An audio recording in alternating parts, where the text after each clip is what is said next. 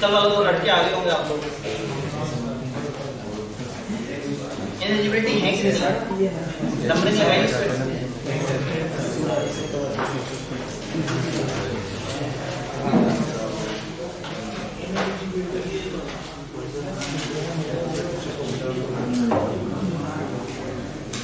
नहीं, कल हम लोगों ने क्या बात की थी?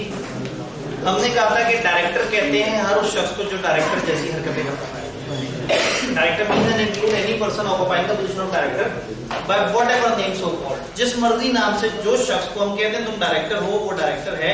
तो जो डेजिग्नेटेड एज डायरेक्टर है वो डायरेक्टर है, जिसका नाम डायरेक्टर है वो डायरेक्टर नहीं है। तो अब नाम में वर्ड डायरेक्टर आए या ना आए, जब हमने कह दिया कि ये बंदा हमारी कंपनी में डायरेक्टर है, पोजीशन पे है, तो वो तो पोजीशन ऑफ डायरेक्टरशिप होना जरूरी है, नाम जो मर्जी हो उसका। फिर हमने कहा था डायरेक्टर की कुछ खसूसियात, नेचुरल पर्सन होना चाहिए, वेरिएबल रिप्रेजेंटेटिव नहीं होना चाहिए किसी इदारे का, ठीक है, किसी बॉडी और ठीक है। डायरेक्टर्स के बारे में हमने कहा कि वो मेजॉरिटी से या कलेक्टिवली एक्ट करते हैं और उन सबके पास एक वोट होता है अपनी मीटिंग में, यानी कि यहाँ पे वोटिंग पावर पोल का कॉन्सेप्ट नहीं है, यहाँ हमेशा शो ऑफ हैंड्स होता है। फिर हमने कहा हर डायरेक्टर को डायरेक्टर बनने के लिए रजामंदी देनी होती है, किसी को बगैर उसकी इजाजत के डायरेक्टर नहीं बनाया जा सकता, और डायरेक्टर की कॉन्सेप्ट उठा के उसकी अपॉइंटमेंट वगैरह जब भी होती है उसके बाद हम रजिस्ट्रार को भेज देते हैं कि हमें ये डायरेक्टर इस रूप से आया है और ये इस तरह से अपॉइंट हो गया। फिर हमने थोड़ा सा डायरेक्टर के बारे में मजीद जब चीजें देखी कि डायरेक्टर में क्या, तो डायरेक्टर कितनी कंपनियों का डायरेक्टर एक वक्त में हो सकता है, वो एसईसी पे बन जाएगा। और ऐसे में उन कंपनियों की जो लिस्टेड सब्सिडरीज हैं उनको हम गिनती में काउंट नहीं करेंगे। अब कितनी कंपनियां हमें नहीं पता, बस ये पता है कि कुछ कंपनियों से ज्यादा कंपनियों का डायरेक्टर नहीं हो सकता, और जब हम गिनती कर रहे होंगे तो हमने वो काउंट नहीं करना जो कि लिस्टेड सब्सिडरी है, उसको हमने बीच में काउंट नहीं करना। जी सर, ये लिस्टेड सब्सिडरी वाला पॉइंट है, ये भी ऐड होगा था हमेशा से, अब उन्होंने ये वाली बात एक्सप्रेस की नहीं दी है। असल में वो सेक्शन ही नहीं होना चाहिए हमारे सिलेबस में, लेकिन भारत लिख दिया तो क्या कर सकते हैं। देन हमने कहा कि डायरेक्टर्स कौन लोग नहीं हो सकते, माइनर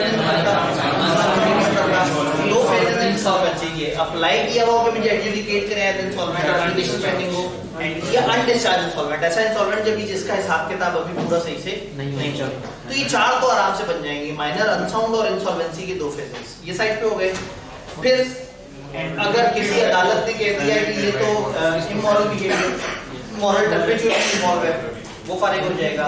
फिड्यूशियरी बिहेवियर की खिलाफवर्जी कर दें, एक खास जगह पे लिखा हुआ है, तो फारिग हो जाएगा।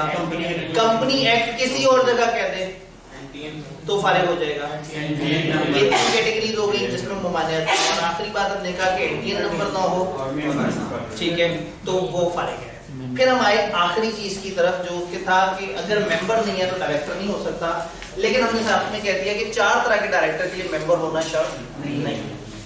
वो जो फुल टाइम एम्प्लॉई है, वो जो चीफ एग्जीक्यूटिव है, वो जो किसी ऐसी कंपनी से जो कंपनी मेंबर है बट ये मेंबर नहीं है, जो कंपनी का नुमाइंदा है, जो खुद मेंबर नहीं है। और इसी तरह से क्रेडिटर्स या कुछ और इंटरेस्ट रखने वाले जिन्होंने कंपनी पे डायरेक्टर नॉमिनेट किया है, तो ये चार तरह के डायरेक्टर्स के लिए मेंबर होना शर्त नहीं है। फिर कल हम डायरेक्टर्स की कुछ किस्में देख रहे थे, तो हमने देखा था फर्स्ट डायरेक्टर्स। फर्स्ट डायरेक्टर कहाँ से आए थे? सब्सक्राइबर्स ने तय किया था कि ये लोग होंगे हमारे पहले डायरेक्टर, जिनका नाम लिख दिया, जिस दिन कंपनी रजिस्टर हुई उसी दिन वो तमाम लोग खुद ब खुद बन गए। ओके, ये कब तक रहते हैं?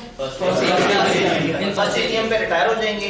फर्स्ट एजीएम के बाद हमेशा 3-3 साल बाद इलेक्शन हुआ करेगा और इलेक्शन में नए डायरेक्टर आया करेंगे। अब इलेक्शन वाला जो प्रोसेस है, इलेक्टेड डायरेक्टर्स, उसमें 7 का टेबल 35, 21, 14, 7 और 0, 28 में से मीटिंग से 35 दिन पहले ये प्रोसेस आईकेप कभी भी डिस्क्रिप्टिव फॉर्म में पूछ सकता है, उसे पसंद है, और इसका जवाब भी बहुत मुश्किल नहीं है। मीटिंग से कम 35 दिन पहले मौजूदा डायरेक्टर्स तय करेंगे कि कितनी सीटें होनी चाहिए, इस दफा कितनी सीटों पे इलेक्शन होगा, वो सीटें अनाउंस करेंगे। मीटिंग से 21 दिन पहले जब नोटिस जा रहा होगा तो नोटिस में 2 इजाफी बातें होंगी, एक तो कौन से डायरेक्टर्स रिटायर हो रहे हैं उनका नाम, उन सबका नाम आ जाएगा, और फिर हम बताएंगे कि इस दफा कितनी सीटों पे इंतखाबात होने हैं। ये मीटिंग से किस दिन पहले सबको बता देंगे। मीटिंग से 14 दिन पहले तक जो इलेक्शन लड़ना चाहता है वो कॉन्टेस्टेंट, वो एप्लीकेंट कंपनी को अपने अपने कागजात जमा करा देगा, अपने पर्टिकुलर जमा करा देगा। मीटिंग से 7 दिन पहले क्या होगा, कंपनी अपने मेंबर्स को फिर से नोटिस देगी, उन्हें बताएगी कि वो इलेक्शन जिसका तस्करा किया था, ये 28 लोग हैं जो इलेक्शन लड़ना चाह रहे हैं, या ये 25 लोग हैं, या ये 12 लोग हैं, या ये 18 लोग हैं, ये इलेक्शन लड़ना चाहते हैं। कोई ऐसी सिचुएशन है जिसमें इलेक्शन नहीं ना, अगर कॉन्टेस्टेंट्स कम है और सीटें ज्यादा हैं तो इलेक्शन नहीं होगा, बराबर भी हैं तो भी इलेक्शन नहीं होगा। इलेक्शन तब होगा जब कॉन्टेस्टेंट्स ज्यादा हैं और सीटें कम। अच्छा, अब जब इलेक्शन होगा तो इलेक्शन में वोट काउंट होंगे या नहीं होंगे। जो नॉट हैविंग शेयर कैपिटल है वो क्या करे बेचारा, अपने आर्टिकल्स में लिख दे, जो मर्जी लिख दे, इलेक्शन उस तरह से होगा। हो सकता है वो लिख दें कि हम स्वयंवर करवाएंगे, जो जीत गया स्वयंवर नहीं समझ रहा। अक्सर लोगों ने बड़ी हैरत से देखा स्वयंवर, मतलब ये बड़ा कॉमन चले। स्वयंवर बेसिकली चले, हो सकता है आपने कहीं देखा हो लेकिन इस नाम से ना जानते हो। पुराने जमाने में होता ये था कि बहुत सारे मुल्क के लोग ये ख्वाहिश रखते थे कि जी हमारी शादी फलाना इलाके के बादशाह की बेटी से हो, फलाना जो शहजादी उससे शादी हो, ताकि वो वाली जायदाद में भी इतना हिस्सा हमें मिल जाए, इस तरह से। तो फिर क्या होता था कि फिर मेरिट ये नहीं होता था कि कौन कितना अमीर है, अक्सर बादशाह एक मुकाबला करवाता था स्वयंवर। उसमें होता था कि जो सबसे ज्यादा बहादुर इंसान होगा वही शहजादी से शादी करेगा। तो फिर उन सारे शहजादों का जो अलग अलग जगह से आते थे आपस में स्वयंवर करवाया जाता था। स्वयंवर एक सीरीज ऑफ इवेंट्स होता था जिसमें इनकी आपस में लड़ाइयाँ होती थी, इनको जंगल में भेज दिया खंजर समेत के जनाब वहां से लड़के आओ, पहाड़ पे चढ़ने भेज दिया। इनके ना कुछ 4-5 सीरीज ऑफ इवेंट्स होते थे और आखिरी इवेंट ये होता था कि सब आपस में लड़ते थे और जो आखिरी जिंदा बच जाता था वो टूटा बच्चा जितना बच गया होता था, जाहिर है वो इतनी सारी हरकतों के बाद वो एक जख्मी था, उसको शहजादी मिल जाती। ऐसे थोड़ी सी तो ये स्वयंवर है। तो हो सकता है डायरेक्टर्स कहेंगे स्वयंवर करवा लेंगे, जो बच गया वो डायरेक्टर बचे। कहने का मतलब है जब आर्टिकल्स कह दिया ना तो there can be any informal, कोई भी मेथड इस्तेमाल हो सकता है। डन हो गया। हैविंग शेयर कैपिटल क्या करें, वोट डालेंगे और हर बंदे के पास जितने शेयर उतने वोट होंगे, नंबर ऑफ शेयर मल्टीप्लाई हो जाएंगे नंबर ऑफ सीट्स के साथ। अब हो सकता है एक बंदे के पास शेयर्स ही 5 हो और बंदे 12 मुंतखब होने हैं और वो चाहते हैं मैं सबको वोट डालूं, तो 5 जब 12 से मल्टीप्लाई होगा तो उसके वोट मल्टीपल ऑफ 12 बन जाएंगे। तो सबको 5-5 वोट डाल के कहेगा देखिए मैं आप सबके साथ, जो सबको वोट डालते हैं बेसिकली बेकार हो जाता है वो वाला, क्योंकि सबको वोट डालने से वो सारे वोट एक तरह से जाहिर हो जाते हैं, क्योंकि सबको बराबर प्रेफरेंस मिल गई है। बंदे ही 12 हैं, ज्यादा है तो चलो कुछ को फायदा हो जाता है। तो नंबर ऑफ वोट्स कैलकुलेट होंगे, नंबर ऑफ शेयर्स या सिक्योरिटीज जो भी उस बंदे के पास है multiply by number of seats. अब क्या होगा, एक नंबरिंग तय होगी कि हाँ भाई पहले वाले भाई जो है वो 7,23,000 वोट लेके आए, दूसरे वाले भाई 6,17,522 वोट लेके आए, तीसरे भाई कितने लेके आए, चलते चलते चलते 12वें भाई 60,000 वोट लेके आए। 60,000 वोट। अगर सीटें 12 हैं तो मुझे बताते हैं शेयर्स कितने होंगे। 60,000 तो वोट है, शेयर्स कितने डिवाइड करते हैं 12 से। मैंने कोई बहुत मुश्किल गेम नहीं लिखी हुई, कितना आएगा 5,000, 12 5 बार 60 होता है, तो ये 5,000 शेयर्स ये एक बेंचमार्क बन जाता है। इलेक्शन में सबसे कम वोट लेके आने वाला बंदा, उसको जितने वोट मिले होते हैं वो एक बेंचमार्क बन जाता है कि इतने वोट वाला बंदा या इतने शेयर वाला बंदा कंफर्म डायरेक्टर होगा। कल को क्या होता है, कई दफा कैजुअल वैकेंसी अपॉइंट करने के लिए सोचते हैं कि हाँ भाई एक बंदा जिसको कैजुअल वैकेंसी पे अपॉइंट करना है उसके पास कम से कम कितने शेयर हो, वो कहते हैं यार मिनिमम क्वालिफिकेशन शेयर देख लेते हैं। मिनिमम क्वालिफिकेशन शेयर्स का लफ्ज जगह जगह इस्तेमाल होता है। अगर हमने देखना हो ना कि डायरेक्टर बनने या बने रहने के लिए कितने शेयर होने चाहिए, तो पिछले इलेक्शन का जो सबसे आखिरी जीता कैंडिडेट होता है ना, जीता हुआ, उसको जितने शेयर्स के वोट पड़े हैं हम कह देते हैं इतने शेयर्स एक डायरेक्टर को डायरेक्टर बनाए रखने में मददगार साबित होता है। बात समझ आई? तो ये इस तरह से इलेक्शन होता है और इससे एक बेंचमार्क आ जाता है। ये बेंचमार्क कई जगह काम आता है। फॉर एग्जांपल हमारी कंपनी में दूसरी कंपनी से एक बंदा डायरेक्टर नॉमिनेट होकर आ रहा है और वो पूछ रहे हैं हाँ भाई बताइए आपकी कोई क्राइटेरिया है कि कितने शेयर्स हो इसके पास। हम कहते हैं हाँ क्वालिफिकेशन शेयर। इतने शेयर अगर इसके पास हैं तो हम इसको कर लेंगे, या हम आर्टिकल्स में लिख देते हैं, या हम पिछले इलेक्शन के जो सबसे आखिरी वोट हैं इनको डिफाइन कर लेते हैं। ये वाला क्राइटेरिया लॉ में 3-4 जगह इस्तेमाल होता है। डन सर कल तक हमने जितना पढ़ा था उसमें कोई सर ये 3 साल तक रेट है ये वाला बेंचमार्क? जी बिल्कुल, ये 3 साल तक रहेगा। 3 साल के बाद अगले इलेक्शन में एक नया बेंचमार्क बनता है। जी गुज़िश्ता लेक्चर से रिलेटेड सवाल कुछ सवाल? सर डायरेक्टर की कंसेंट जो है वो रजिस्टर को सेंड करनी है 15 दिन के अंदर। जी 15 दिन और उसकी अपॉइंटमेंट या जिस भी तरीके से हुआ है। लेकिन सर उसने वहाँ पे इलेक्शन का भी लिखा जी डायरेक्टर की जिस दिन इलेक्शन और उसी दिन अपॉइंट करनी है। अगेन देखिए ना, डायरेक्टर कई रूल हैं। अभी कल तक हमने पढ़े हैं 2 डायरेक्टर, आज हम 6-7 और तरह के डायरेक्टर भी पढ़ लेंगे। कोई इलेक्शन से आता है, कोई नॉमिनेशन से आता है, कोई सिलेक्टेड होता है, कोई अपॉइंटेड होता है। जैसे एम्प्लॉय डायरेक्टर है वो तो अपॉइंटमेंट से आया है, तो जिस दिन उसकी अपॉइंटमेंट हुई है उसके 15 दिन। इलेक्शन वाला इलेक्शन से आया है, क्योंकि डायरेक्टर का मतलब है सारे डायरेक्टर। ये डेफिनेशन लिख के लॉ ने मेरे ऊपर बड़ा एहसान किया, क्योंकि मैं आपको 8-10 तरह के डायरेक्टर्स बता दूंगा, फिर मैं आपसे कहूंगा डायरेक्टर की ये पावर है, तो आप पलट के ये नहीं पूछेंगे सर ये कौन से डायरेक्टर की पावर बता रहे हैं। मैं कहूंगा डायरेक्टर का मतलब सारे डायरेक्टर। यही वजह है कि डायरेक्टर की इनएलिजिबिलिटी जब ये बता रहे थे, इन्होंने कहा था डायरेक्टर के लिए मेंबर होना शर्त है, तो खुद ही डर गए कि डायरेक्टर तो हर तरह के डायरेक्टर को कहते हैं, तो खुद ही बता दिया कि डायरेक्टर सबके लिए मेंबर होना शर्त है इन 4 को छोड़ के। तो इसका मतलब है जहां पे भी लिखा होगा ना डायरेक्टर्स पे ये रूल अप्लाई करता है, इसका मतलब है वो सारे रूल्स सारे डायरेक्टर्स पे अप्लाई करेंगे। और जब ये कहेंगे ये रूल इलेक्टेड डायरेक्टर के लिए है, ये फर्स्ट डायरेक्टर के लिए, तो फिर वो उनके लिए होगा। तो director mean any person occupying the position of director by whatever name is called. जी हाजरीन, सर जो फुल टाइम डायरेक्टर्स होते हैं ये भी 3 साल बाद रिटायर हो जाते हैं। जो फुल टाइम एम्प्लॉय डायरेक्टर होते हैं इनका कॉन्ट्रैक्ट ऑफ एम्प्लॉयमेंट होता है, ये उसके मुताबिक चलते हैं। एक चीज है में रहे कि इससे पहले कि आप किसी और डायरेक्टर के बारे में भी पूछें, अभी हमने पढ़े ही 2 डायरेक्टर है, अभी हम आगे एक करके और डायरेक्टर्स के बारे में तो जानकारी हासिल करेंगे। जी जितना हमने कल तक पढ़ा उसमें कोई सवाल? चैप्टर में थोड़ा सा रट्टा जाता है लेकिन समझने वाली बातें काफी मजेदार है। सब क्लियर है? Yes sir. पक्का? Yes sir. कहानी को आगे बढ़ाते हैं। तो फर्स्ट डायरेक्टर हो गया था, इलेक्टेड डायरेक्टर हो गया था, उसका प्रोसेस और सर्कमस्टांसेस ये तो रिपीट करने की जरूरत भी नहीं है। इलेक्शन इनवैलिड कब हो जाता है वही वाली बात है।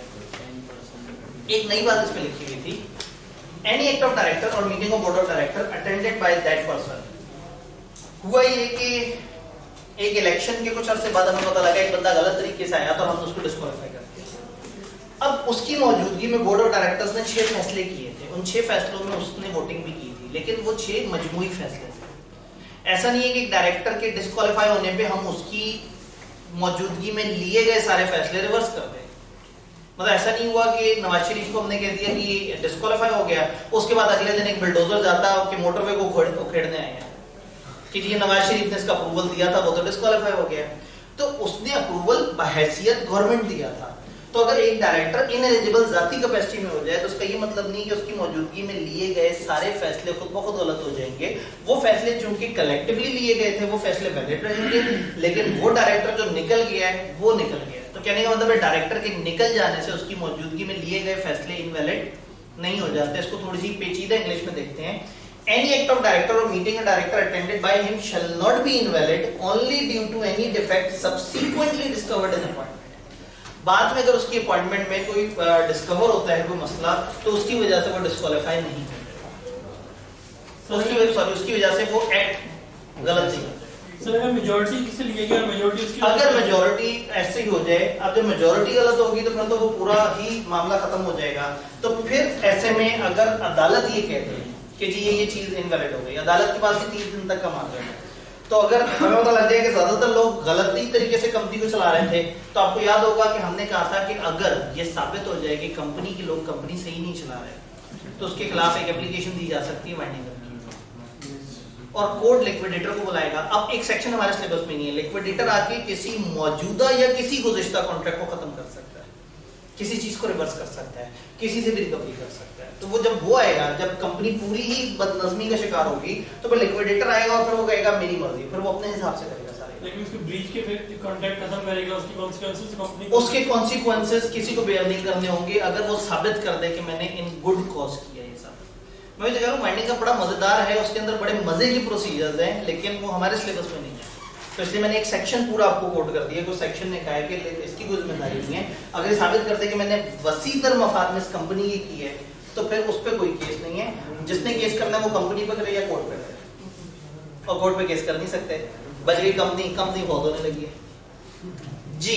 इसका मतलब है कि ये कुछ भी कर सकते हैं, कोई भी मनमानी है। भाई आप ये देखें ना कि अगर एक टावर है जो कि इलीगल, उसमें एक शरीफ आदमी ने अपने शराफत से कमाए हुए पैसों से एक शरीफ सा फ्लैट लेके शराफत वाली जिंदगी गुजार रहा था। सुप्रीम कोर्ट ने कहा टावर गिरा दो। अब देखा जाए तो जब अदालत या कानून नाफिज होता है ना, तो फिर वो कहते हैं कि कुछ कमजोर भी पिस जाएंगे बीच में, वो थोड़े से बेरहम हो जाते हैं। ऐसे होना नहीं चाहिए लेकिन ऐसा हो जाता है अनफॉर्चुनेटली। कानून अंधा होता है, वो फिर टावर गिराते हुए ये नहीं देखेंगे कि इसमें कितने सही हैं और कितने गलत हैं। असूलन उनको हकूक मिलने चाहिए, लेकिन रूल पाकिस्तान का ये बन गया कि जो शोर मचाता है बस उसको हकूक मिलता है, जो शोर नहीं मचाता लोग टेकन फॉर ग्रांटेड लेते हैं जी। डन। Yes. हम लोगों ने डायरेक्टर्स दो किस्मों के देख लिए। नॉमिनी डायरेक्टर, नॉमिनी डायरेक्टर में हमारे पास दो ऑप्शंस हैं। क्रेडिटर्स जी, टेस्ट की डिस्कशन, वेरी गुड। किधर है टेस्ट? बड़ा अच्छा याद कराया गया। कहाँ है वो टेस्ट? टेस्ट में आपको पता है हम एमसीक्यू नहीं डिस्कस करते, हम एमसीक्यू के अलावा बाकी सवाल डिस्कस करते हैं। दो सवाल, एक 15 नंबर का, एक 8 नंबर का। पहला बहुत ही क्यूट सा सवाल। Name the person who can file a petition for winding up of company, narrate the conditions required to be complied with in this regard by each of those persons। कौन कौन लोग petition दायर कर सकते हैं और उन्होंने कौन कौन सी शराइत पूरी करनी है, पूरा का पूरा टेबल आपसे पूछ लिया गया। 15 नंबर का सवाल था, अल्लाह करे आपने मैक्सिमम नंबर लिया। फिर ये देख के आपने सोचा होगा ये क्या बात है सर, अगर सीधा भी पूछना था तो थोड़ा घुमा के पूछते, मजा तो आता। फिर हमने दूसरे में बहुत घुमा दिया। दूसरे में assume that you are a corporate consultant in OWN company chartered accountant and some distressed shareholders have approached you to ask some information on winding up process of company।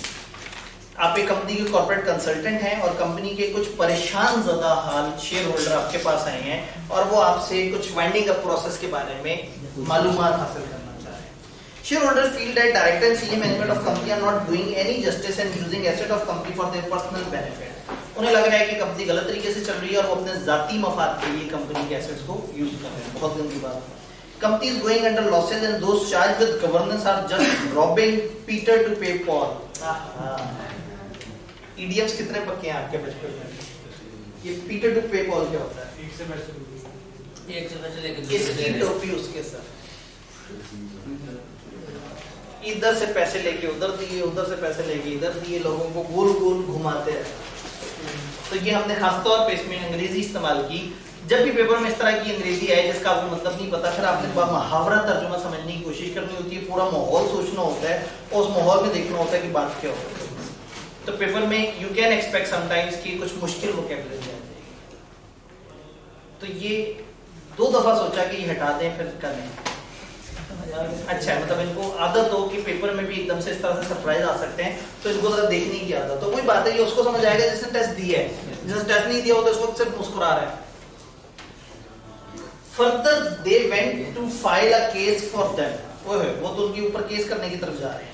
You are well aware that in order to wind up a company by court, there is a long process which should be followed, and with that many other laws and regulation needs to be carried out।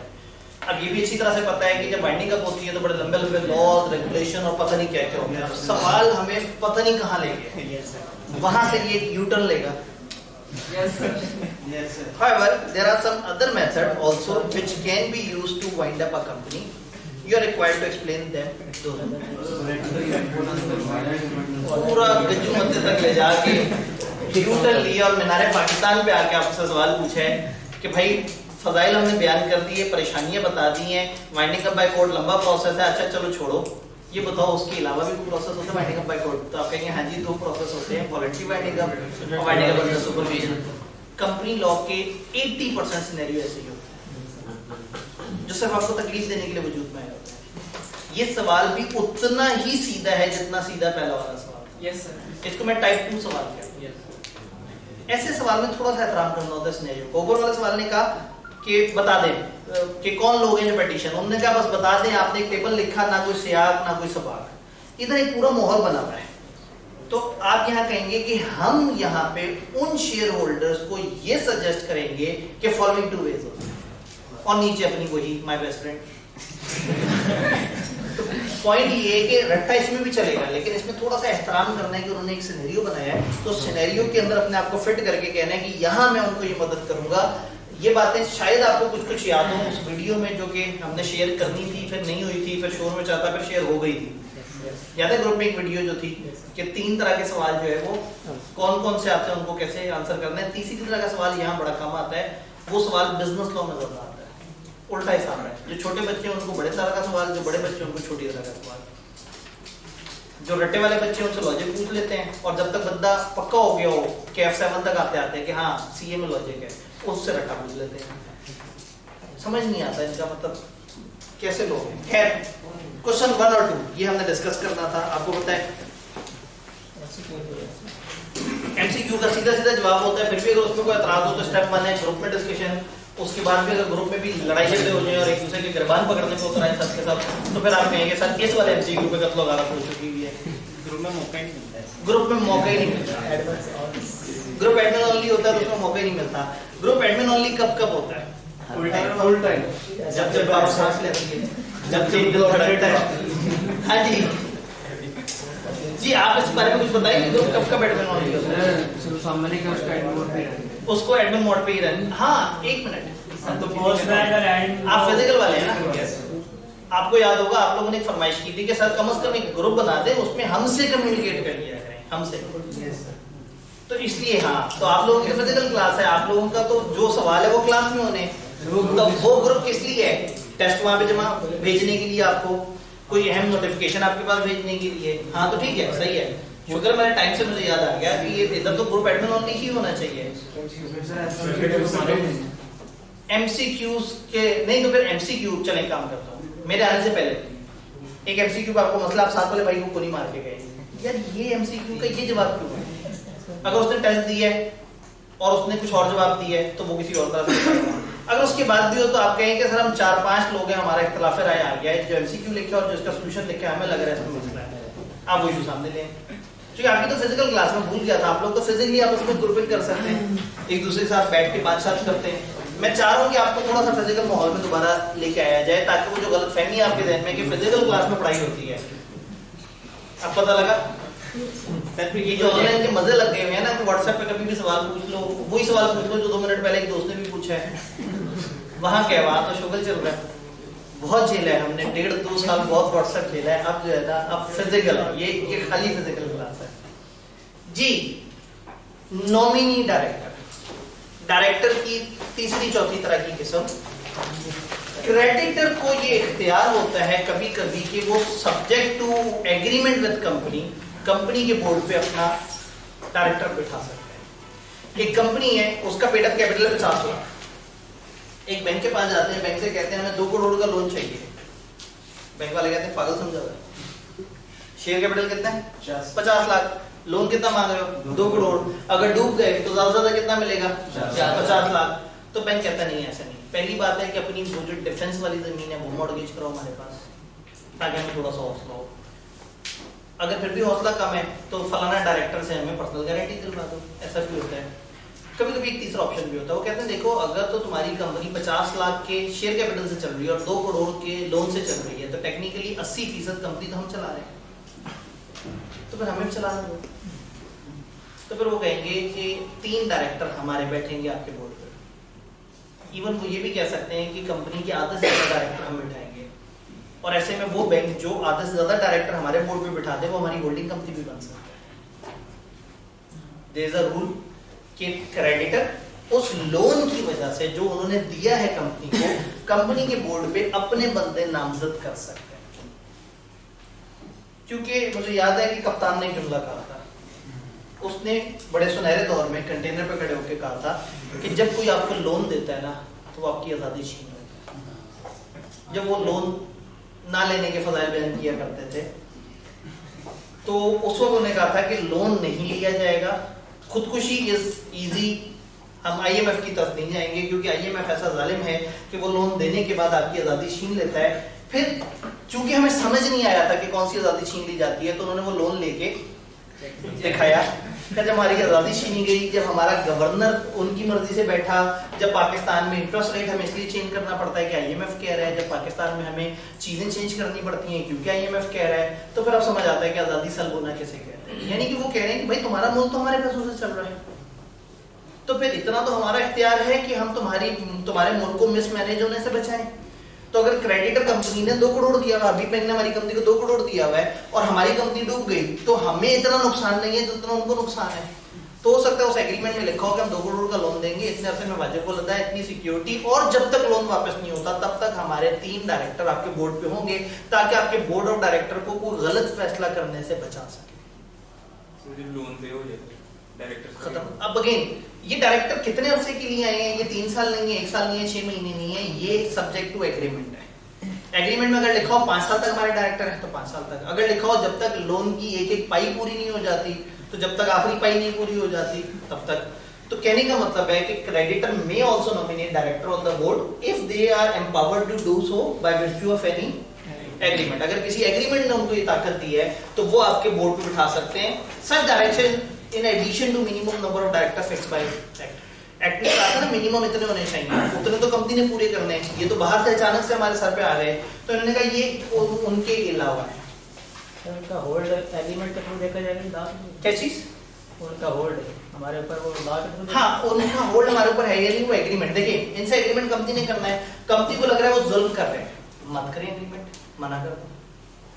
अगर एक agreement हुआ है तो इसका मतलब है दोनों parties तैयार है, कंपनी भी मानती है, वो भी मानते हैं। तो अगर दोनों पार्टीज बाहमी रजामंदी से ये तय कर लें कि तुम्हारी कंपनी पे हमारा नुमाइंदा आके बैठेगा, तो दैट इज नॉमिनी डायरेक्टर। तो नॉमिनी डायरेक्टर की एक किस्म है जो क्रेडिटर्स की तरफ से आती है। एक किस्म को आप अच्छी तरह से जानते हैं, इन्वेस्टर कंपनी। याद है कि इन्वेस्टर कंपनी जहां इन्वेस्टमेंट करती है वहां पे अपना नॉमिनी बिठा सकती है। इसी तरह से गवर्नमेंट भी किसी भी कंपनी में अपना डायरेक्टर बिठा सकती है। किसी भी कंपनी का मतलब किसी भी, पता नहीं आप समझ रहे हैं? चाहे गवर्नमेंट की एक कंपनी में शेयर हैं या नहीं, चाहे गवर्नमेंट को उस कंपनी से ताल्लुक है या नहीं, गवर्नमेंट को जब दिल करे पाकिस्तान में मौजूद जिस मर्जी कंपनी पे जितने मर्जी डायरेक्टर जितने मर्जी टाइम के लिए बिठाना चाहे बिठा सकते। गवर्नमेंट ने पावर अपने पास रखी हुई है। जब भी इदारे नेशनलाइज करने हो, कंट्रोल हासिल करना हो, तो वो किसी भी कंपनी पे, अगर वो इन्वेस्टर है तो वो इन्वेस्टमेंट की वजह से तो बिठा ही सकते हैं, लेकिन अगर वो इन्वेस्टर नहीं भी हैं तो भी गवर्नमेंट के पास ये हक है कि वो ऐसा कर सकते हैं एक खुफिया सेक्शन के तहत। जी, आप कुछ कहना चाह रहे थे? सर, ये जब लोन मिलता है और डायरेक्टर्स नॉमिनेट कर देता है कोई भी क्रेडिटर, ये शेयर होल्डर को बन जाते हैं? नहीं, डायरेक्टर। याद करें, याद करें, बहुत जोर से याद करें। Section 153 sub section 1 clause H का सब क्लॉज 1 और 4 याद आया? इनएलिजिबिलिटी ऑफ डायरेक्टर का सेक्शन, उसके अंदर जो क्लॉज एच है वो बेसिकली नॉट अ मेंबर की बात करती है, और उसमें 2 ऐसे रूल्स हैं जो कहते हैं कि ये लोग मेंबर नहीं भी होंगे तो चलेगा। एक जगह इन्वेस्टर कंपनी थी और एक जगह क्रेडिटर। तो इन लोगों वाला डायरेक्टर मेंबर होना शर्त नहीं है। अगर वो लोन लेने के बाद अगर वो लोन लेने के बाद वाइंड अप करते हैं, फिर अगर वो लोन लेने के बाद वाइंड अप कर दें कंपनी को तो उनकी मर्जी। बात ये है कि वो मेंबर नहीं है, रेजोल्यूशन मेंबर्स पास करेंगे, स्पेशल रेजोल्यूशन। डायरेक्टर्स उस लिस्ट में नहीं आते जो कोड को अप्लाई कर सकते हैं। याद है सर? तो कंपनी को क्या वापस देना पड़ेगा इनका लोन?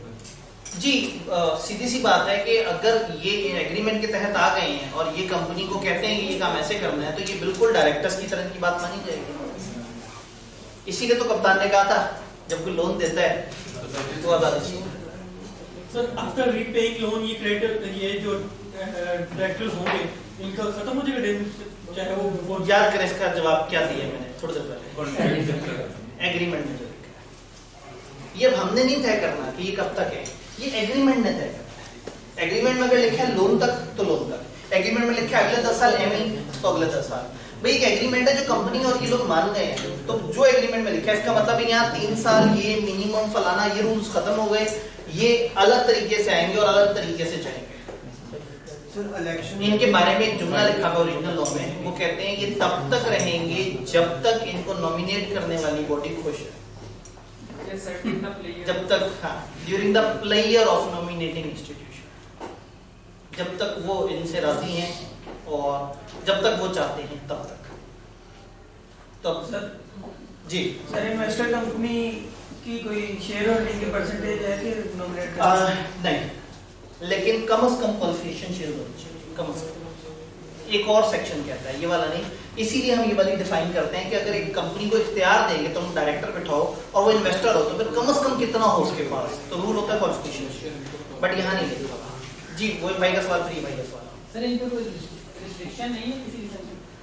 क्या मतलब ये डायरेक्टर है, director means and include any person occupying the position of director by whatever name so called. तो अगर हम कह रहे हैं डायरेक्टर्स को सैलरी देंगे तो जो मिलेगी, अगर हम कहेंगे डायरेक्टर मीटिंग अटेंड करेंगे तो ये भी करेंगे, अगर हम कहेंगे डायरेक्टर्स को ये इख्तियार है, डायरेक्टर को वो इख्तियार है, जब जब मैं वर्ड डायरेक्टर बोलूंगा तब तब ये भी शामिल है। इस तरह का गवर्नमेंट जो होल्डिंग कंपनी में जिस तरह आप कह रहे हैं करेक्ट, गवर्नमेंट का मुल्क है, गवर्नमेंट आपके घर से आपको निकाल के कह सकती है कि ये घर हम जब्त कर रहे हैं और आप कहेंगे मेरे साथ जुल्म हो गया, वो कहेंगे अच्छा इसे लाके की रजिस्ट्री वैल्यू क्या है, जो भी वो छोटी सी रजिस्ट्री वैल्यू वो आपको देगी, आपसे कहें अच्छा जी खुदा हाफिज़।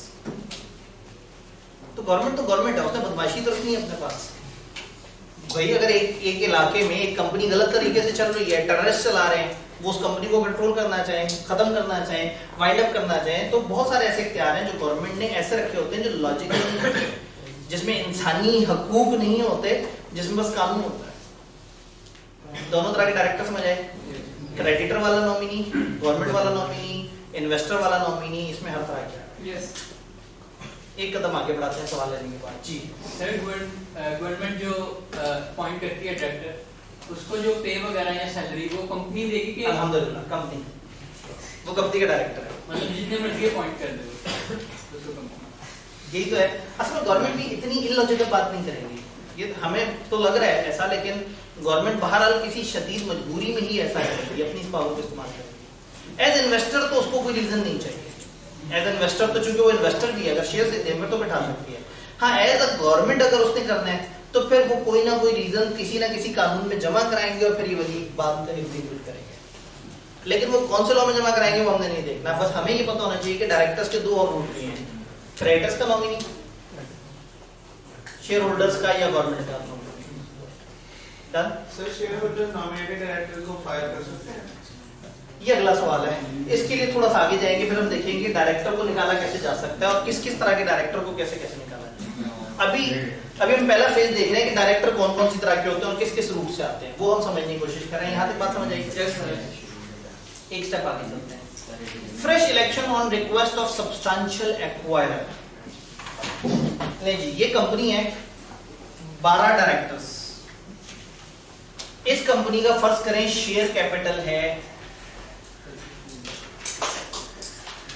84 मिलियन, ज्यादा हो जाएगा 84 मिलियन, इतना 24 मिलियन कर, 24 मिलियन कैपिटल है। पिछले इलेक्शन में कितने बंदे आए हैं? 12। 24 मिलियन को 12 से डिवाइड करें, 2 मिलियन। एक शख्स है, वो एक कंपनी में, मतलब इलेक्शन के टाइम पे मौजूद नहीं था, आज एक शख्स आया और उसने एक कंपनी के 4 मिलियन शेयर्स खरीद लिए या 3 मिलियन शेयर्स खरीद लिए। ये बंदा इस काबिल है कि अगर इलेक्शन वाले दिन होता तो कंफर्म सिलेक्ट होता।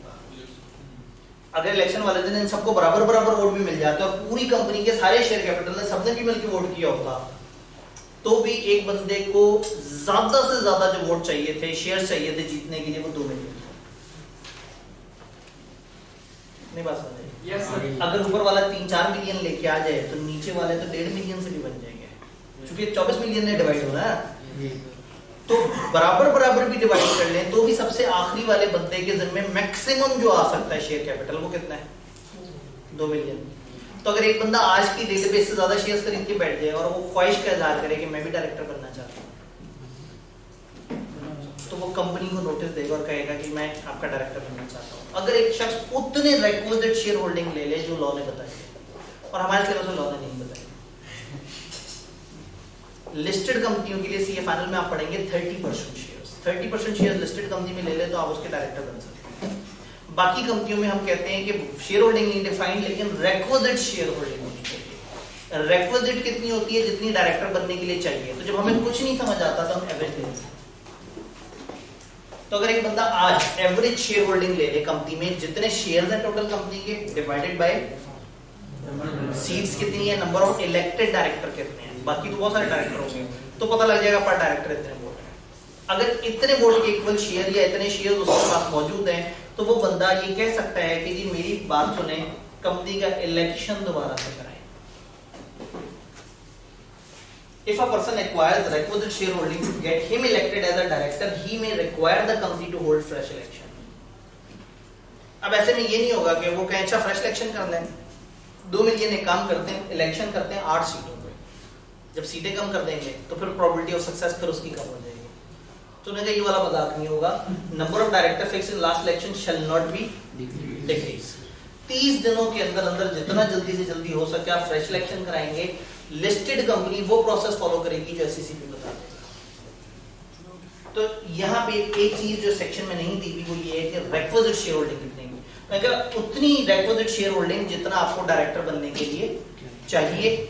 लिस्टेड कंपनी में लॉ ने डिफाइन की हुई और आखिरी जुमले में उन्होंने कह दिया लिस्टेड कंपनी के तो हम अलग से आपको रूल बता देंगे। बाकी कंपनियों में कुछ नहीं डिफाइन किया हुआ। जब कुछ नहीं डिफाइन किया तो अब हमें एवरेज लेनी पड़ती है।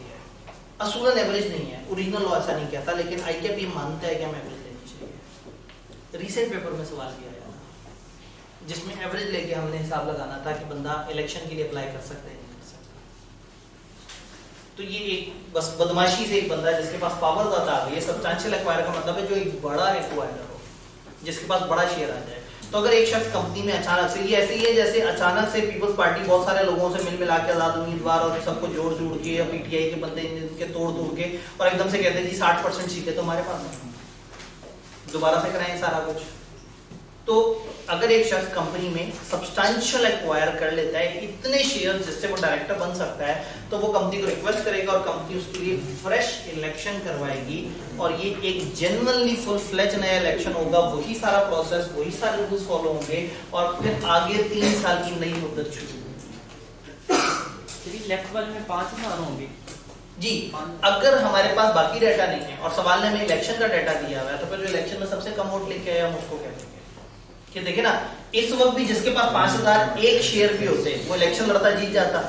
तो इसका मतलब है ये क्वालिफिकेशन शेयर हो सकते हैं, लेकिन अगर सवाल हमें पूरा डाटा दे, कंपनी का टोटल कैपिटल इतना है, टोटल सीट इतनी है, तो फिर हम जाएंगे एवरेज की तरफ।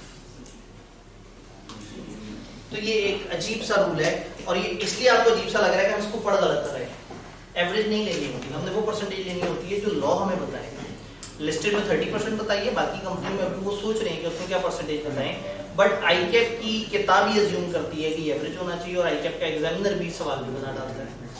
तो हम इसलिए इस सेक्शन को जो पढ़ रहे हैं वो पढ़ गलत रहे हैं, लेकिन पेपर के लिए फिलहाल वो सही है। तो फिर अगले इलेक्शन में यानी 12 लोग ही सिर्फ होंगे, यानी कि वो 12 सीटों पे दोबारा से इलेक्शन होगा, जो जीते हुए हैं वो भी फारिग हो जाएंगे, दोबारा से इलेक्शन लड़ेंगे। तो ये सर गलत नहीं है, इस तरह से हर कोई आगे कर ले। इसीलिए एक बंदे के पास तगड़ी शेयर होल्डिंग हो तो वो ऐसा करे। लिस्टेड कंपनी में 30% का मतलब शायद कम से कम 70-80 करोड़ है लिस्टेड कंपनी में।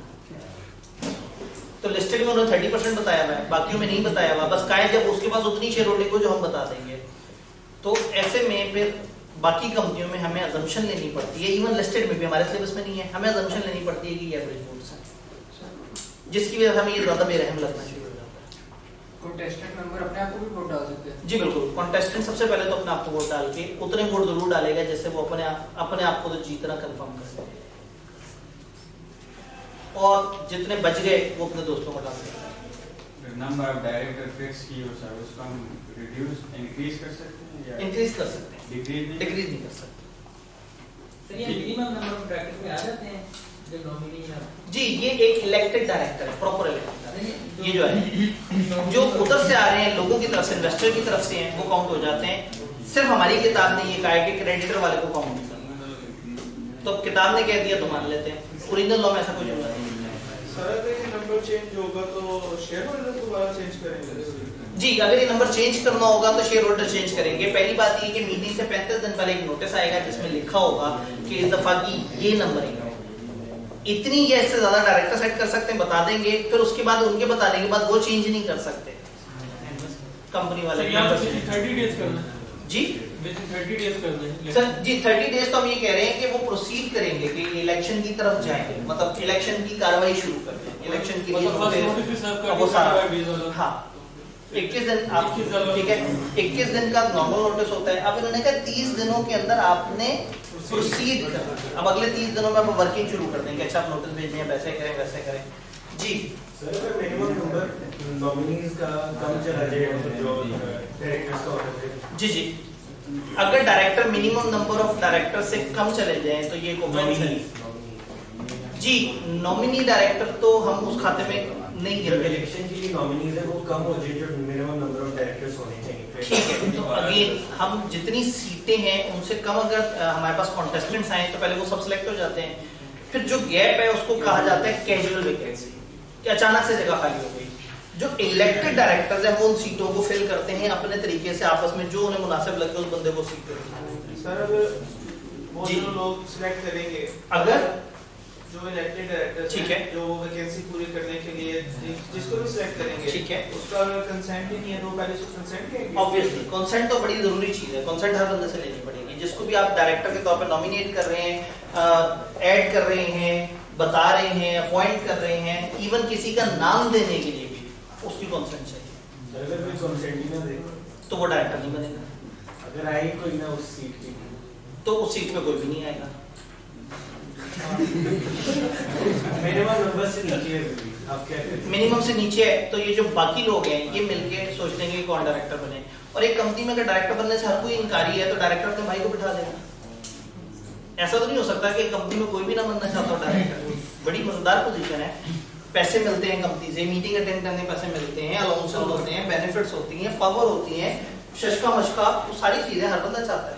ये अगर इस तरह का केस हो कि कोई भी बंदा आके कहे कि 30% यानी कि आपका, ठीक है, तो वो उसका फिर इलेक्शन जो है वो ईओजीएम में होगा। जी बिल्कुल, उसके लिए ईओजीएम करनी पड़ेगी और उसके बाद बड़े अरसे तक वो ईओजीएम में ही आप फंसे रहेंगे और आहिस्ता आहिस्ता आप दोबारा एजीएम तक पहुंचेंगे। लिस्टेड कंपनी ना प्रोसेस थोड़ा डिफरेंट होता है। उसमें क्या होता है, आप रिमेनिंग टेन्योर के लिए डायरेक्टर अपॉइंट करते हैं, बट कंपनी तक ये कहता है कि आप फुल नया इलेक्शन करेंगे। जी सर इसमें मेंबर्स के पास भी अथॉरिटी नहीं होती कि वो नंबर ऑफ डायरेक्टर्स डिक्रीज भी कर सकते, डिक्रीज नहीं कर सकते। कानून ने कह दिया ना, याद है कोई भी रेजोल्यूशन मेंबर की कानून के अगेंस्ट नहीं जा सकती, तो कानून ने कह दिया कम मत करो, बाकी जो करना है कर लो। ये ऐसे ही जैसे डिविडेंड बढ़ा नहीं सकते। यहाँ तक बात क्लियर है? जी सर। फाइनल कैजुअल वैकेंसी, एक सवाल वैकेंसी का रास्ता आ गया, अगर क्या है वैकेंसी के दरमियान ये आ गया तो फिर ये इलेक्शन, ये तो कभी भी आगे इलेक्शन करवा देगा। ये तो जिस वक्त भी आ जाए, कंपनी बेहतरीन चल रही है, खूबसूरत चल रही है, आगे इलेक्शन कराना है, इसको फैसिलिटेट करना है। इसीलिए इसके पास उतनी पावर होनी चाहिए जितनी रिक्वायर है लॉ में, और वो पावर लिस्टेड में 30% हमारे सिलेबस में नहीं है, बाकियों में कितनी है वो तो बाकी सिलेबस में भी नहीं है, अभी उन्होंने सोचा भी नहीं है। बट आईकेप ये कहता है कि अच्छा जब कुछ नहीं डिफाइंड तो एवरेज होना चाहिए। मैं इसलिए आपको ये सेक्शन आधा वो बता रहा हूँ जो आईकेप मानता है। ओरिजिनल सेक्शन में परसेंटेज नहीं डिफाइंड, एवरेज का लफ्ज भी डिफाइंड नहीं, बट आईकेप मानता है कि this should be an average. G casual vacancy, अगर डायरेक्टर के ऑफिस में जगह खाली हो गई, डायरेक्टर की सीट खाली हो गई, डायरेक्टर की एक पोजीशन खत्म हो गई, एक डायरेक्टर अचानक से मर गया, अचानक से डिस्क्वालीफाई हो गया, यानी कि टेन्योर के दरमियान 3 साल का टेन्योर चल रहा था, अचानक से एक डायरेक्टर की सीट खाली हो गई। अब एक डायरेक्टर ने तो कुछ नहीं करना था, डायरेक्टर तो मिलजुल के चल रहे होते हैं, तो हो सकता है इनको लगे कि यार देखो 11 तो ऑलरेडी थे, चला गया कोई बात नहीं, साल बाद इलेक्शन आना ही है, 10 के साथ चलाते रहते हैं, कोई मसला नहीं। अगर कैजुअल वैकेंसी फिल आ जाए तो उसको फिल करना मैंडेटरी नहीं, लेकिन अगर वो चला गया और मिनिमम डायरेक्टर से आप नीचे चले गए, फिर लाजमी हो जाएगी कि आप कैजुअल वैकेंसी को फिल करें। कौन फिल करेगा? Remaining directors. रिमेनिंग डायरेक्टर्स नाम देंगे कि ये फलाना शख्स को हम डायरेक्टर बनाना चाहते हैं, अगर वो फलाना शख्स एलिजिबल है तो वो डायरेक्टर बन सकता है। तो कैजुअल वैकेंसी का रूल ये है कि रिमेनिंग डायरेक्टर जो है वो डिसाइड करेंगे कि कौन होगा। लिस्टेड कंपनी के अंदर मैंडेटरी हो जाता है। लिस्टेड कंपनी में हम कहते हैं कि चाहे आप मिनिमम से नीचे गए हैं या नहीं गए, आपने 90 डेज के अंदर अंदर कैजुअल वैकेंसी फिल करनी है। बाकी कंपनियों में कैजुअल वैकेंसी मैंडेटरी नहीं है। अब अगर आपसे आईटी सवाल पूछे कि बताएं कैजुअल वैकेंसी फिल करना जरूरी है, आप कहेंगे 2 केसेस में जरूरी है, वरना नहीं है। लिस्टेड कंपनी में हमेशा जरूरी है, और दूसरा जहां मिनिमम नंबर ऑफ डायरेक्टर्स आप नीचे चले जाएं वहां जरूरी है, अदरवाइज कैजुअल वैकेंसी फिल करना मैंडेटरी नहीं है। लिस्टेड कंपनी में 90 दिन के अंदर अंदर आपने इस तरह से करना है। जी सवाल कुछ पूछिए, मुझे लगा यहाँ से कोई सवाल। यहाँ तक सारी बात समझ आ रही है? yes. तो हम कह रहे हैं कि लिस्टेड इस तरह से है, अदर्स में कोई टाइम डिफाइंड नहीं है अनलेस कि आप उस मिनिमम से नीचे चले जाएं। ये कैजुअल वैकेंसी वाले कितने अरसे की करेंगे? बाकी मतलब जो बंदे का टाइम जितना रह गया था पिछले डायरेक्टर का, उस टाइम को पूरा करने के लिए। डन। हमने कहा था ना इतने डायरेक्टर्स हैं कि आप घूम जाएंगे, खत्म थोड़ी हुआ। इंडिपेंडेंट डायरेक्टर, इंडिपेंडेंट डायरेक्टर हमारे सिलेबस में जिन 2 बड़ी डेफिनेशंस को मैं तस्करा करता हूं, उनमें से एक एसोसिएटेड कंपनी और एक इंडिपेंडेंट डायरेक्टर। पता नहीं स्लाइड पे या अगली स्लाइड पे आगे तक चल रही है। वाह, देखिए अंधेरे ने भी इसको कुछ नहीं किया। तैयार है सर? और वक्त भी हमारे पास बहुत है, खत्म नहीं होगा। पढ़ना तो क्या कह रहे हैं, छोटा वाला डायरेक्टर करा नहीं, पर कल ये शुरू हुआ तो आप हिम्मत आ जाएंगे। इसका क्लोजिंग है ना, जोश है, जज्बा है। इंडिपेंडेंट डायरेक्टर लिस्टेड कंपनियों के लिए बड़ा जरूरी होता है कि उनके पास इंडिपेंडेंट डायरेक्टर हो। बाकी कंपनियों में हो भी सकते हैं और नहीं भी हो सकते, कुछ जगह रिक्वायर्ड है, कुछ जगह नहीं है। ये इंडिपेंडेंट डायरेक्टर क्या होते हैं? इंडिपेंडेंट डायरेक्टर होते हैं जिनका कंपनी से दूर दूर तक कोई ताल्लुक ना हो। देखें, जो इलेक्शंस है वो कंपनी के शेयर होल्डर्स हैं, कंपनी के मेजर प्लेयर्स हैं। जो एम्प्लॉइज हैं वो तो कंपनी के अंदर बैठे हुए हैं, उनके ऊपर इन्फ्लुएंस भी है। वो बहुत सारे डिसीजंस के अंदर देख रहे होंगे कि मेरा मफाद, फॉर एग्जांपल डायरेक्टर बैठे हैं और ये सोच रहे हैं कि डायरेक्टर्स की सैलरियां बढ़े या ना बढ़े, तो डायरेक्टर इंटरेस्टेड, वो चाहेंगे कि सैलरियां बढ़ाने का फैसला लिया जाए। तो हमें कभी कभी कुछ इंडिपेंडेंट बंदे चाहिए होते हैं जो हो डायरेक्टर रैंक के बट हो बाहर की दुनिया से। तो फिर हम बाहर से एक ऐसे बंदे को लेके आते हैं जिसका पिछले 2-3 साल में कंपनी से दूर दूर तक कोई कनेक्शन ना हो। एक ऐसा शख्स जिसका कोई कंपनी से लेन देन ना हो, जिसका जो कंपनी का पिछले 3 साल में डायरेक्टर ना रहा हो, कंपनी का उसके साथ कोई मामला ना रहा हो। ऐसा बंदा जो बड़े अरसे से जिसका कंपनी से कोई कनेक्शन नहीं है, ऐसा शख्स जो अपनी फील्ड का चैंपियन है, वो आए, मीटिंग अटेंड करे, अच्छा मशवरा दे और चला जाए। हम उसको एम्प्लॉय नहीं बनाते। ये जो एम्प्लॉइज हैं इनको हम कहते हैं एग्जीक्यूटिव डायरेक्टर्स। ये एग्जीक्यूटिव्स होते हैं जो फुल टाइम काम कर रहे होते हैं। जो फुल टाइम काम नहीं कर रहे होते हैं उनको हम कहते हैं नॉन एग्जीक्यूटिव। तो हमें इंडिपेंडेंट डायरेक्टर चाहिए, नॉन एग्जीक्यूटिव डायरेक्टर्स में से होना चाहिए। नॉन एग्जीक्यूटिव डायरेक्टर्स में से ये जो शख्स आएगा, ये हम कैसे ढूंढेंगे? एक पैनल मेंटेन्ड है, उस पैनल में से, याद है जिस तरह से वाइंडिंग अप का एक पैनल होता था, इसी तरह से एससीसीपी ना इंडिपेंडेंट डायरेक्टर्स का एक पैनल मेंटेन करने का है। उन्हें क्या इदारा होगा, उसके पास एक पैनल मेंटेन होगा, उनकी वेबसाइट पे डिटेल आ रही होगी, मुख्तलिफ सीनियर लोग, फॉर एग्जांपल स्टेट बैंक से एक रिटायर्ड बंदा जाके एससीसीपी के पैनल पे चला जाएगा। अब अगर किसी बैंकिंग कंपनी को एक सीनियर समझदार किस्म का बैंकिंग का तजर्बा रखने वाला बंदा चाहिए, तो उससे अच्छा कौन? उससे रब्ता करेंगे, उसको अपॉइंट कर लेंगे और वो कंपनी की मीटिंग्स में आके बैठा करेगा और तबसरे किया करेगा, अपनी राय दिया करेगा। वो चूंकि कंपनी का फुल टाइम डायरेक्टर नहीं है, तो ना वो उस तरह से तनख्वाहें ले रहे हैं, ना उस तरह के अलाउंसेस और वो बाकी सारे मामला आते हैं। उसका कंपनी के किसी भी फैसले में जो ओपिनियन होगा वो बड़ा अनबायस्ड होगा। तो लिस्टेड कंपनियों में हमने एक अच्छी मिक्सिंग रखनी होती है। कम से कम 3 हम कई दफा इंडिपेंडेंट डायरेक्टर्स को बीच में शामिल करते हैं, ताकि जब हमारे डायरेक्टर मिलके फैसला करें तो उनमें से कुछ तो देखें। जो पैसे वाले हैं ना, इनका एक प्रॉब्लम है। एक बंदे के पास 10 करोड़ है, वो डायरेक्टर बन सकता है, लेकिन 10 करोड़ से तालीम तो नहीं आ सकती उसके पास। उसे कंपनी में डायरेक्टर बना दें और कहे हाँ भाई तुम्हें कंपनी चलाने का तजुर्बा, उसने कहा मैं बड़े से तांगा चलाया है, कंपनी भी चला दूंगा। अब कंपनी चलाने के एक्सपीरियंस का ताल्लुक थोड़ा सा स्किल से, तो हम ये चाह रहे हैं कि बोर्ड में हर तरह के लोग हों। कुछ लोग ऐसे जो पैसे की वजह से आए, कुछ लोग जो कि अपनी काबिलियत की वजह से एम्प्लॉयमेंट से ग्रो कर करके ऊपर तक आए, और कुछ लोग ऐसे हों जो कि बाहर के हों, जिनके ऊपर किसी का प्रेशर ना हो। और जब ये सारे बोर्ड मिल के फैसला किया करें तो वो फैसला सबकी वसीयत में। ये समझाने वाली बात है, जितना मर्जी मैंने डाल आउट मार लिया, आपको तो रट्टा मारना पड़ेगा, होता क्या। तो जितनी मैं इसमें लॉजिक दे सकता था मैंने आपको लॉजिक दे दिया। A director who is not connected or does not have any relationship whether pecuniary or other financial को कहते हैं। एक ऐसा शख्स जिसका कंपनी से फाइनेंशियल या अदरवाइज कोई कनेक्शन नहीं है।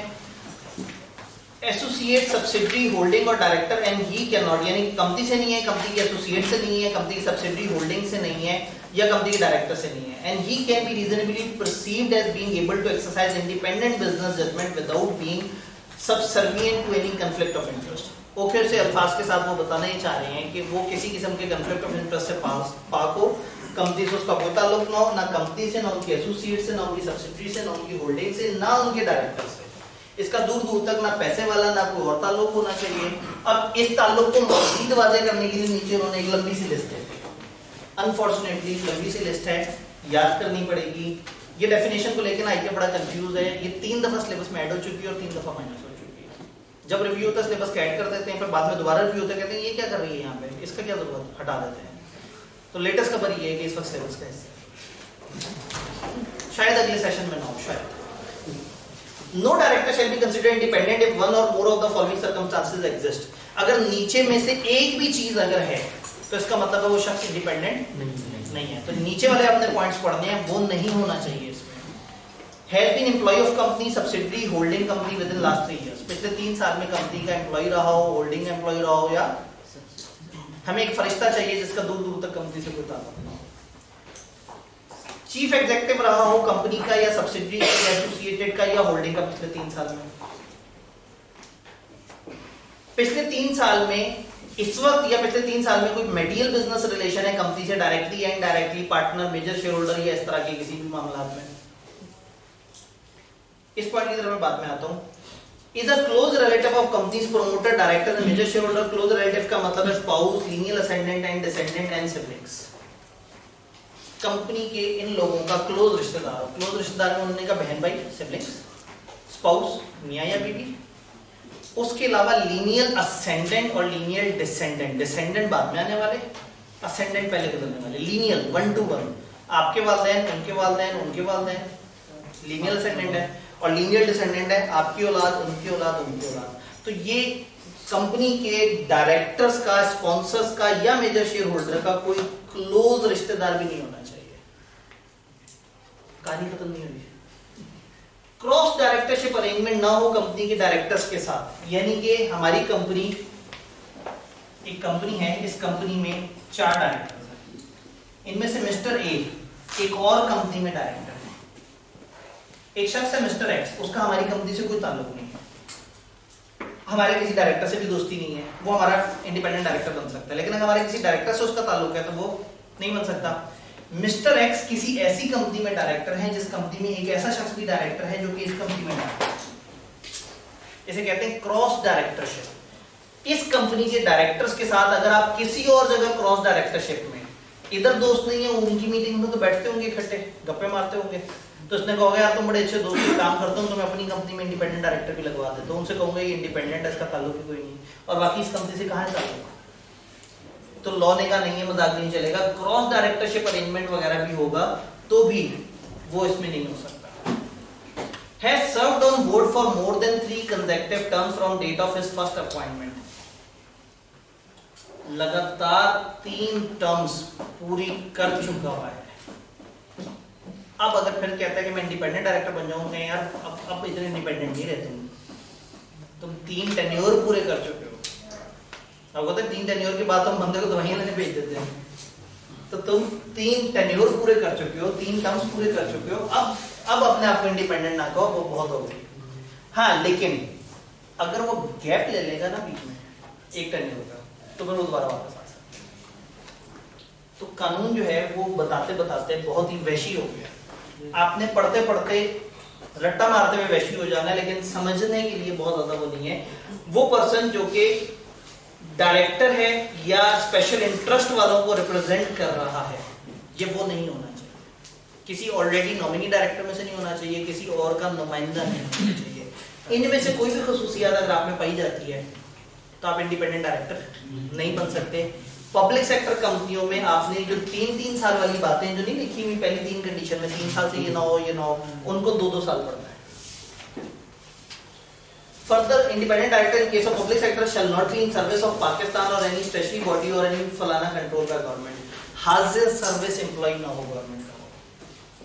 गवर्नमेंट सेक्टर के अंदर अगर कोई शख्स इंडिपेंडेंट डायरेक्टर के तौर पे आता है तो वो गवर्नमेंट का इस वक्त हाजिर एम्प्लॉय ना हो, इस तरह से ना चलो। एक छोटी सी चीज रह गई, पीछे हमने पॉइंट छोड़ा था, पिछले 3 साल में उसने कोई रेमुनरेशन, कोई एडिशनल अलाउंस, कोई बेनिफिट और इस तरह की चीज कंपनी से ना ली हो। हाँ, लेकिन हो सकता है वो 7 साल पहले रिटायर हो रहा हो और अभी तक उसको रिटायरमेंट के बाद थोड़ी सी पेंशन आती हो, ये उसका रिलेशन नहीं काउंट होगा।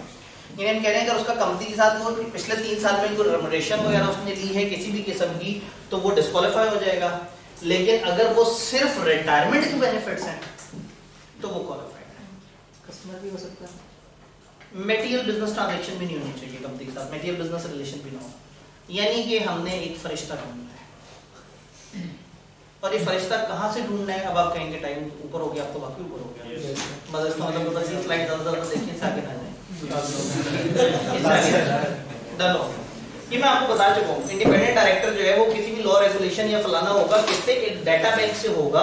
कौन सा डाटा बैंक? जो एससीसीपी ने मेंटेन करवाया होगा। एससीसीपी ने एक पैनल मेंटेन कराया होगा, एक इदारे को कहा होगा कि जी तुम अपने पास रिकॉर्ड रखो, उस इदारे की एक वेबसाइट होगी, उस वेबसाइट पे इन तमाम लोगों का इंदराज होगा। अगर मुझे अपनी कंपनी के लिए इंडिपेंडेंट डायरेक्टर चाहिए, मैं उस वेबसाइट पे जाऊंगा, उस वेबसाइट पे अलग अलग सेक्टर के स्पेशलिस्ट की मैं उनमें से किसी बंदे को चूज करूंगा। उस वेबसाइट से बंदा चूज करने का ये यकीनी मतलब नहीं है कि वो बंदा इंडिपेंडेंट है। इंडिपेंडेंस मैंने चेक करनी है। उस वेबसाइट का मतलब ये है कि गवर्नमेंट ने एक इदारे के थ्रू जो अच्छे लोग हैं उनको प्रॉपर स्कैनिंग करके कि हाँ भाई ये अच्छे लोग हैं, उनको उस वेबसाइट के ऊपर डालना है। यहाँ पे ब्रेक हो जाते हैं, ऐसा ना हो कि हम लोग ज्यादा घबरा जाए। किताब देखो, हम 3.25 सफ़े नहीं पढ़ सकते, कोई बात नहीं, कोई जरूरत थोड़ी है।